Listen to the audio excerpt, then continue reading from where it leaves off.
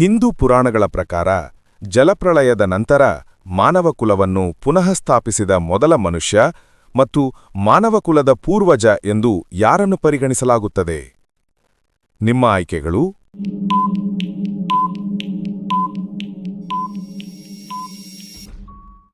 ಸರಿಯಾದ ಉತ್ತರ ಮನು. ಮನು ಅವರನ್ನು ಹಿಂದೂ ಪುರಾಣದಲ್ಲಿ ಮೊದಲ ಮನುಷ್ಯ ಮತ್ತು ಮಾನವಕುಲದ ಮೂಲಪುರುಷ ಎಂದು ಪರಿಗಣಿಸಲಾಗಿದೆ.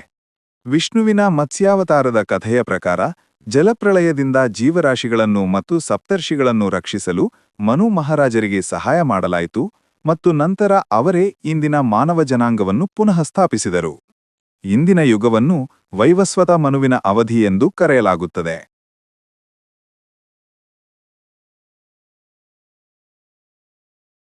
ರಾಮಾಯಣದಲ್ಲಿ ಅಹಲ್ಯಾದೇವಿಯು ತನ್ನ ಪತಿಯ ಶಾಪದಿಂದಾಗಿ ಕಲ್ಲಿನ ರೂಪವನ್ನು ಪಡೆದಳು. ಅಹಲ್ಯೆಯ ಪತಿ ಮತ್ತು ಆಕೆಗೆ ಶಾಪ ನೀಡಿದ ಋಷಿ ಯಾರು? ನಿಮ್ಮ ಆಯ್ಕೆಗಳು: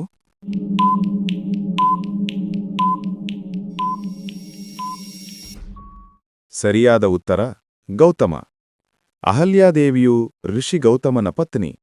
ಇಂದ್ರನು ಗೌತಮ ಋಷಿಯ ರೂಪ ತಾಳಿ ಅಹಲ್ಯೆಯನ್ನು ವಂಚಿಸಿದಾಗ ಕೋಪಗೊಂಡ ಗೌತಮ ಋಷಿಯು ತನ್ನ ಪತ್ನಿಗೆ ಮಾನವರ ಕಣ್ಣಿಗೆ ಕಾಣಿಸದ ಕಲ್ಲಿನ ರೂಪದಲ್ಲಿರುವಂತೆ ಶಾಪ ನೀಡಿದನು. ಶ್ರೀರಾಮನು ಕಾಡಿಗೆ ಬಂದಾಗ ಅವಳನ್ನು ಮುಟ್ಟಿ ಶಾಪ ವಿಮೋಚನೆ ಮಾಡುತ್ತಾನೆ ಎಂಬ ವರವನ್ನು ಸಹ ನೀಡಿದನು. ಹಿಂದೂ ಪುರಾಣದ ಪ್ರಕಾರ ಸಾವಿರಾರು ಸರ್ಪಗಳ ತಾಯಿ ಮತ್ತು ಕಶ್ಯಪ ಋಷಿಯ ಪತ್ನಿಯರಲ್ಲಿ ಒಬ್ಬಳಾದ ಆಕೆಯ ಹೆಸರೇನು? ನಿಮ್ಮ ಆಯ್ಕೆಗಳು: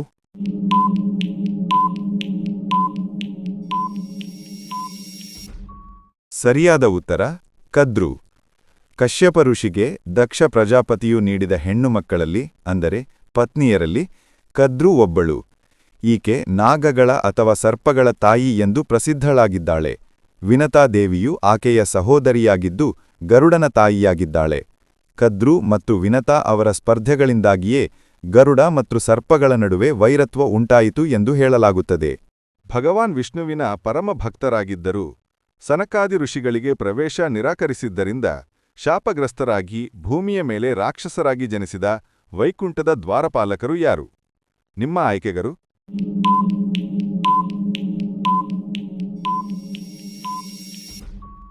ಸರಿಯಾದ ಉತ್ತರ ಜಯ ಮತ್ತು ವಿಜಯ. ವಿವರಣೆ: ಸನಕ, ಸನಂದನ, ಸನಾತನ ಮತ್ತು ಸನತ್ಕುಮಾರ ಎಂಬ 4 ಬ್ರಹ್ಮಜ್ಞಾನಿ ಋಷಿಗಳು ವಿಷ್ಣುದೇವರ ದರ್ಶನಕ್ಕೆ ಹೋದಾಗ ಜಯ ಮತ್ತು ವಿಜಯ ಪ್ರವೇಶ ನಿರಾಕರಿಸಿದರು. ಇದರಿಂದ ಕೋಪಗೊಂಡ ಋಷಿಗಳು ಅವರು 3 ಜನ್ಮಗಳವರೆಗೆ ವಿಷ್ಣುವಿನ ಶತ್ರುಗಳಾಗಿ ಭೂಮಿಯ ಮೇಲೆ ಹುಟ್ಟುವಂತೆ ಶಾಪ ನೀಡಿದರು.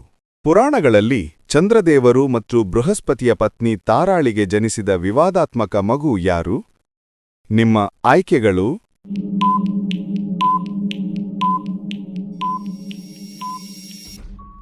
ಸರಿಯಾದ ಉತ್ತರ ಬುಧ. ವಿವರಣೆ: ದೇವತೆಗಳ ಗುರುಗಳಾದ ಬೃಹಸ್ಪತಿಯ ಪತ್ನಿ ತಾರಾಳು ಚಂದ್ರನ ಸೌಂದರ್ಯಕ್ಕೆ ಮರುಳಾಗಿ ಅವನೊಂದಿಗೆ ಕೆಲವು ಕಾಲ ವಾಸಿಸುತ್ತಾಳೆ. ಇವರಿಬ್ಬರ ಸಂಬಂಧದಿಂದ ಬುಧ ಜನಿಸುತ್ತಾನೆ. ಈ ಘಟನೆಯು ದೇವತೆಗಳು ಮತ್ತು ರಾಕ್ಷಸರ ನಡುವೆ ದೊಡ್ಡ ಯುದ್ಧಕ್ಕೆ ಕಾರಣವಾಯಿತು. ಇದನ್ನು ತಾರಕಮಯ ಯುದ್ಧ ಎಂದು ಕರೆಯಲಾಗುತ್ತದೆ. ಮೂಲ: ವಿಷ್ಣು ಪುರಾಣ ಮತ್ತು ಭಾಗವತ ಪುರಾಣ. ಇನ್ನೂ ಹೆಚ್ಚಿನ ಹಿಂದೂ ಪುರಾಣದ ಕುರಿತಾದ ರಸಪ್ರಶ್ನೆಗಳಿಗೆ ನಮ್ಮ ಚಾನಲ್ ಅನ್ನು ಫಾಲೋ ಮಾಡಿ, ಶೇರ್ ಮಾಡಿ. ಧನ್ಯವಾದಗಳು.